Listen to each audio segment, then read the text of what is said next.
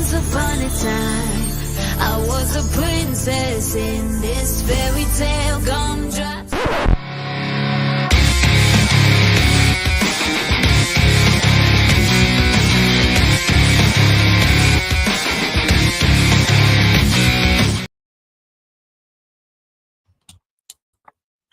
Hello, everybody. Thank you for hanging on for me. I am your host, Jessie B, and as you can see, I am flying solo tonight. So I appreciate all of you that are showing up to go over tonight's AEW after Revolution. Revolution was a great pay-per-view. And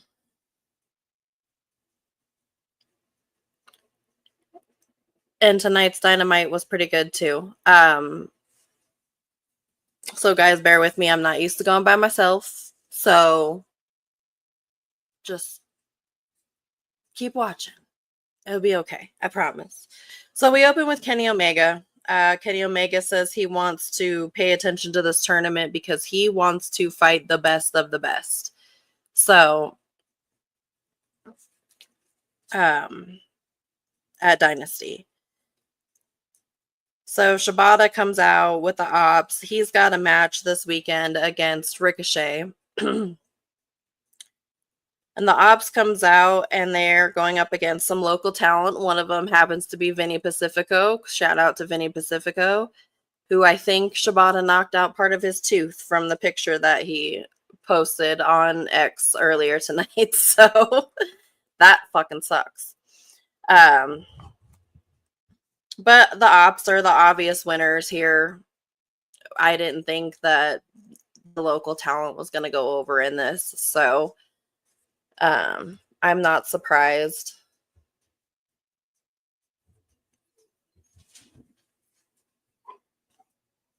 Then we go to a Ricochet promo talking about his match on Saturday against Shibata. Says that he would look better with gold around his waist. So he entered the tournament to fight at Dynasty, and he'll be taking on Shibata this Saturday on Collision. They did a promo stating that next week Cope is going to fight Mox in a street fight. They're going to get a rematch from this weekend that was interrupted by Christian. Then we get another Mox promo, and this actually wasn't a normal Mox promo. This was more of a real promo talking about how he's given props to Cope because he underestimated him and blah, blah, blah. But it wasn't the normal, oh, everybody sucks, we're doing this, we're doing that. So it was nice to have a different type of promo out of Moxley rather than the ones we're used to. So then we had Hologram and Hobbs versus Cage and Jalisco, which was a good match. Hobbs is a fucking beast, as usual. Brian Cage is fucking ginormous. Those two going at it. It's just like a giant meat party there. Hobbs and Hologram with the win. And we had a Hurt Syndicate promo, and MJF decided to give them the week off, or MVP decided to get them a week off. Yeah, Nate. Mox did cut a really good promo tonight. It was a good one.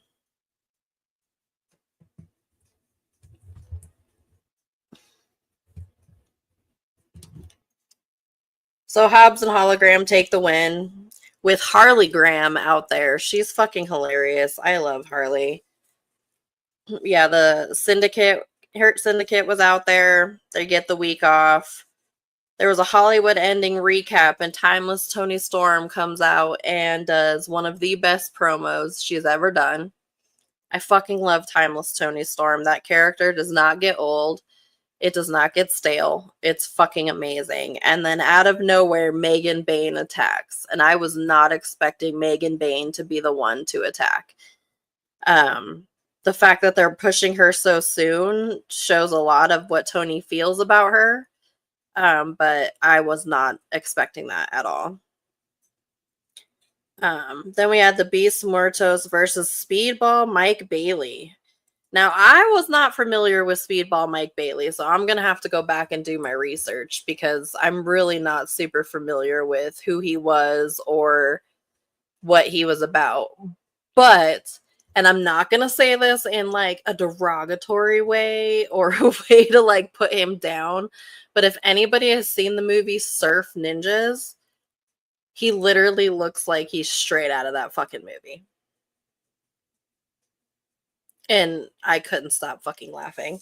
But Speedball Mike Bailey gets the obvious win on his debut. I didn't think that they were going to have him lose on his debut.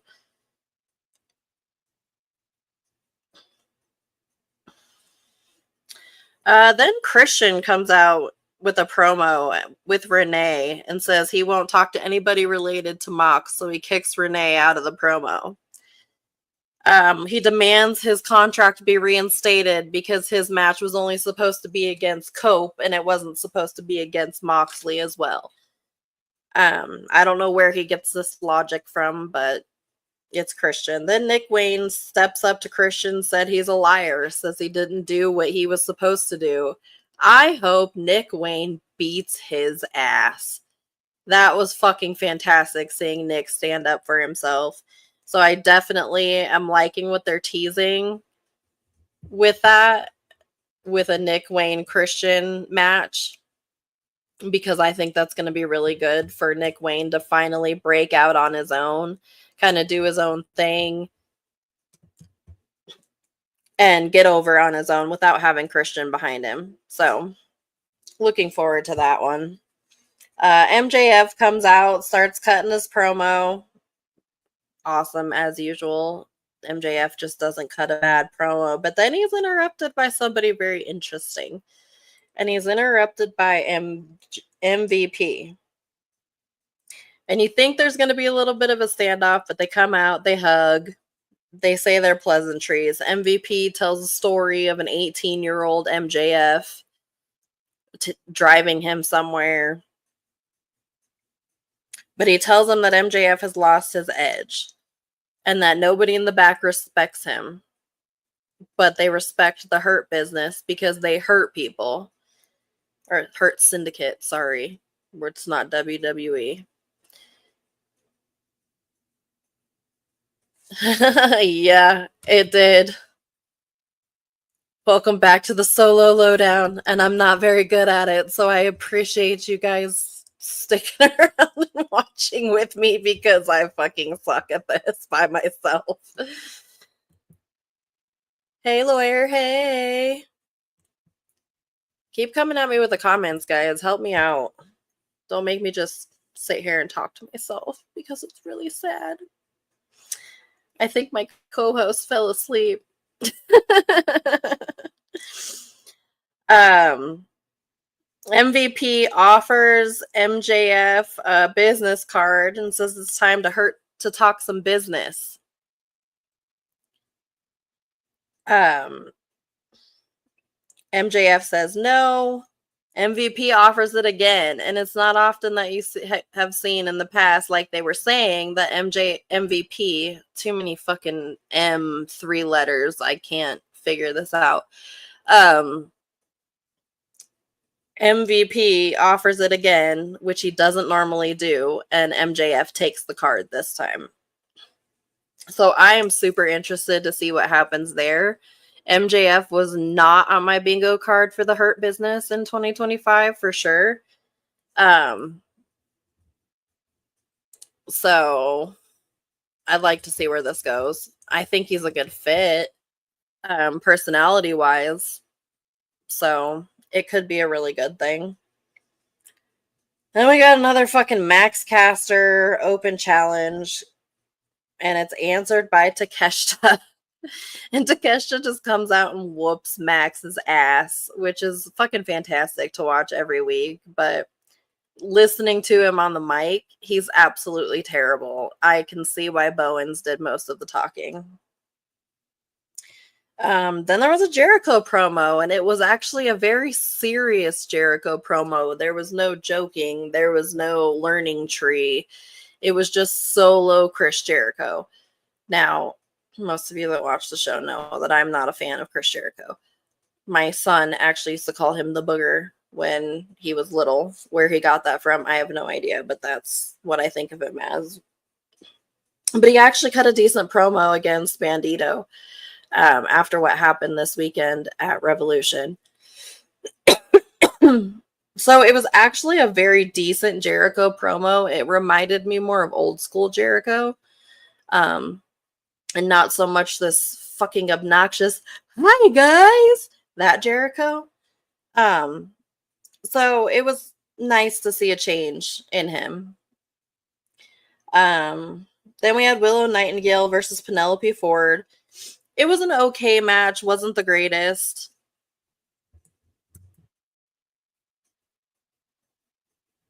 Yeah, definitely still old in the ring. Little rusty, little old. My dirty desk in the background, just ignore that. So we had Willow and Penelope Ford. It was an okay match. It wasn't fantastic for a women's match, which is kind of disappointing because Willow always usually rocks it, but it wasn't the greatest of matches. After the match, Willow is the obvious win here. After the match, Penelope attacks Willow with a chair. Very interesting chair shot. Maybe she's just not used to swinging a chair. Maybe it was heavy. I don't know, but it wasn't the greatest chair shot I've ever seen. That's for damn sure. Stat comes out, saves Willow from Penelope, and then here comes Megan Bayne again, making her presence really fucking known on tonight's episode of Dynamite and taking out both of them. So she comes in, takes out Stat and Willow, and Megan Bayne stands tall. So it definitely looks like Tony pushing Megan. It looks like she's going to be in the title picture very soon. And it looks like she's going to be in the women's world title picture. So I'm not super familiar with her. The last couple of times she's been on Dynamite have been the only times I'm really seen her. So I can't really say here nor there on how she is in the ring. But from what I've seen, she's a fucking powerhouse. So I think her and Stat would be a really good feud if they don't just automatically throw her into the title picture, which is entirely possible. Then we do a Mercedes Moné promo. Renee's got to do her intro for her because she got kicked in the throat by Momo on Sunday. Billy Starks comes out and Billy challenges Mercedes to a TBS title match next week. So that should be awesome because Billy Starks is absolutely amazing. She's so talented for as young as she is. And it'll be nice to see her. I don't think she's going to get the win, unfortunately, because I don't think they're going to take that title off of Mercedes anytime soon. But it's going to be a good match. She's definitely going to give Mercedes a hard time, for sure. Then there was a Will Ospreay promo. Says he wants to main event All In. And so he's going to enter the Owen Hart Classic.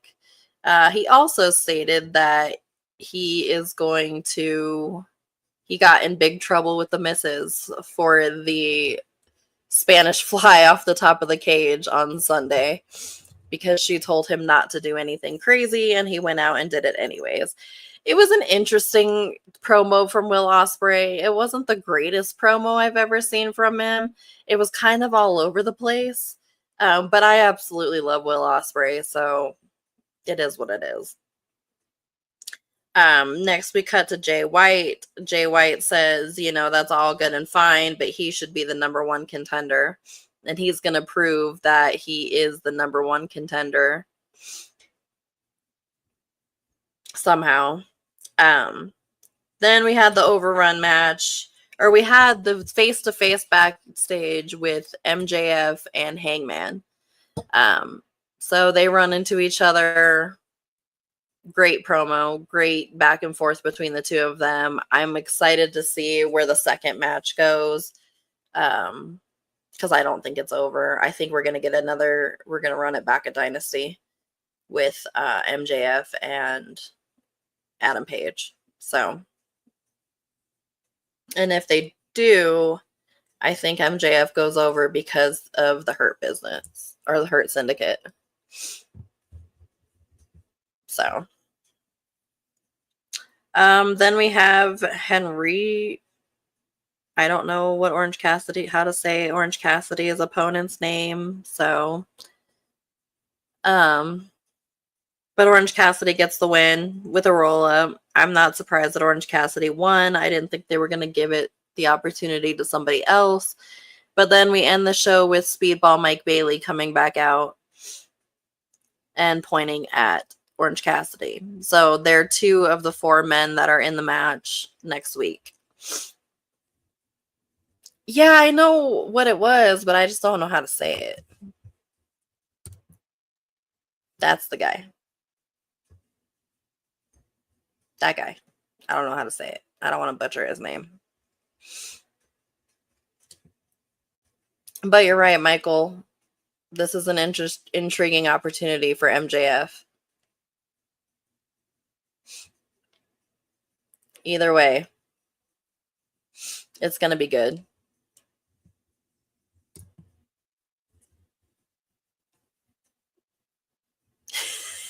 Heckin' Cheerio. That's all I see right there.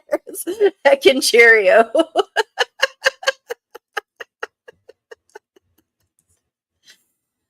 Oh, thank you so much, guys, for tuning in to watch. I'm not done. We don't have to sign off yet, but that was basically my 15-minute rendition of Dynamite because I'm by my damn self.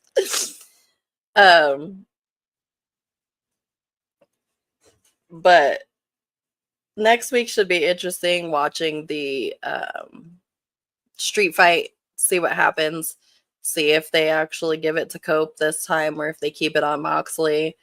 Something in me says that they may give it to Cope just because of the fact that him and Swerve had their little exchange backstage that I totally forgot about.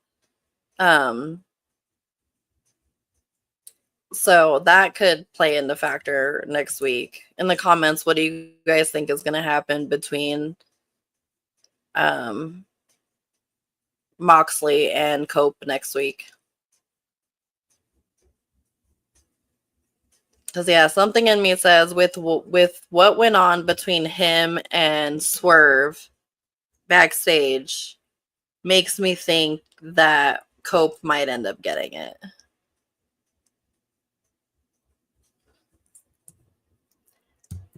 Very talky.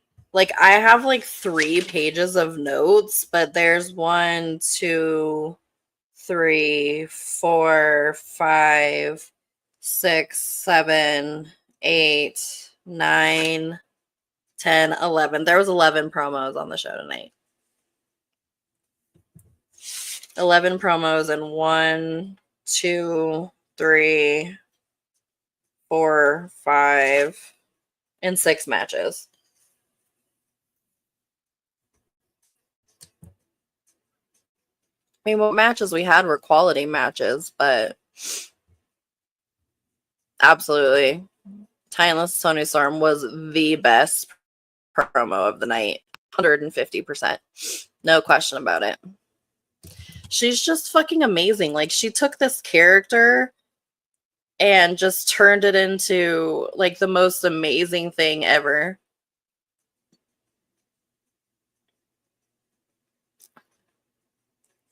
So, I absolutely love Tony Storm.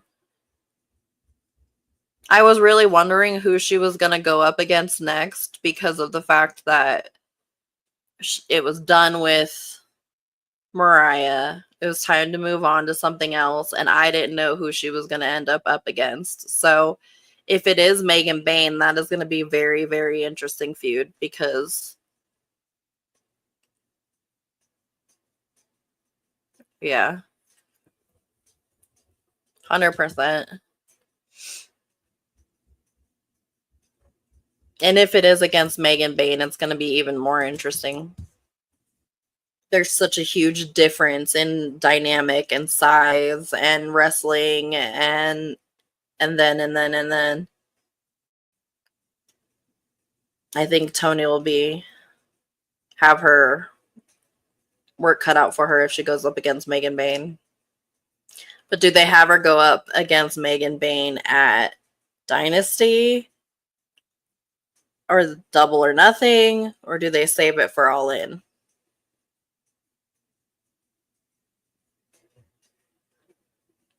Because she's got to have something coming up on the next two cards. But I don't know if they're going to go Megan Bayne that quickly. Maybe she was just making a statement and they're not throwing her out there yet. Who knows?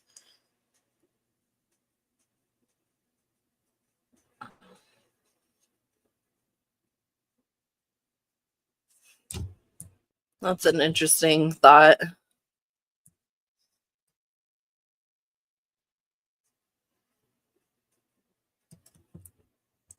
The CEO versus Timeless Tony Storm at All In, huh? Think they're gonna stack another fucking belt on Mercedes to hold hostage? Because that's a very big possibility. Since she is the belt collector. Sorry, I can't move my neck, so I have to turn my whole body. My neck's all fucked up.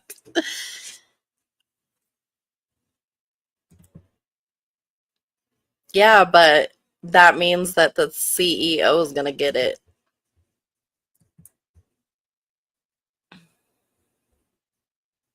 And I don't know if I'm ready for her to be champion yet.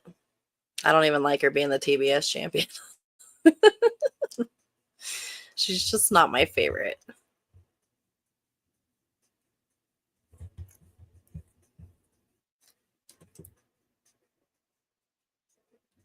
It could be interesting. I mean, I would prefer to see her go up against somebody else, but I want that TBS belt off of Monet. I just want the damn TBS belt off of her. Give it to somebody else. Stop holding the women's mid-card belt hostage. Let the women fight for it. That's what it's there for. And stop putting people that aren't fucking in AEW in matches with her up for it. Like, for fuck's sake, give the girls in AEW some goddamn love and give them a match.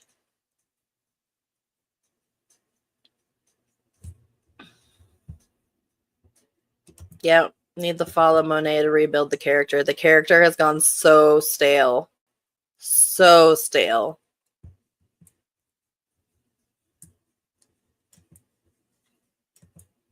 Yeah, that's true.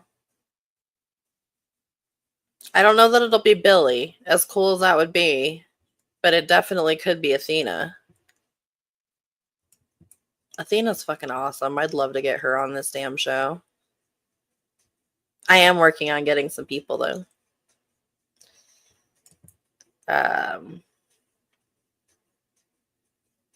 Next Tuesday, we're supposed to have a guest. But once I confirm it with him, then I will go ahead and put it out. But I can say that on the, what day is it? The 25th, we are going to have Preston Vance on the show. So that's going to be fucking cool as hell. So you guys can look forward to that. And then I've got some bigger stuff in the works too. So hopefully I can make it all work out like I want it to. But yeah, definitely on the 25th, we've got Preston Vance. So I'm super excited for that.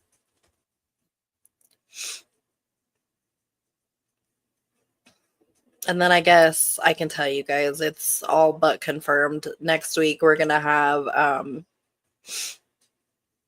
the Savage Victor Benjamin on the show. The Butterfinger champion. So that's going to be fucking cool. So we've got someone next week and the following week so far. So got some stuff coming up in the next couple weeks. That's pretty fucking awesome.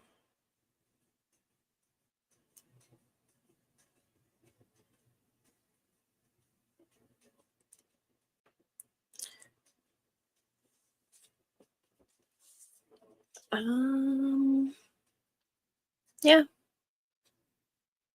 That's it, guys. I don't have anything else to fucking talk about. And I don't think y'all want to sit here and hear me go,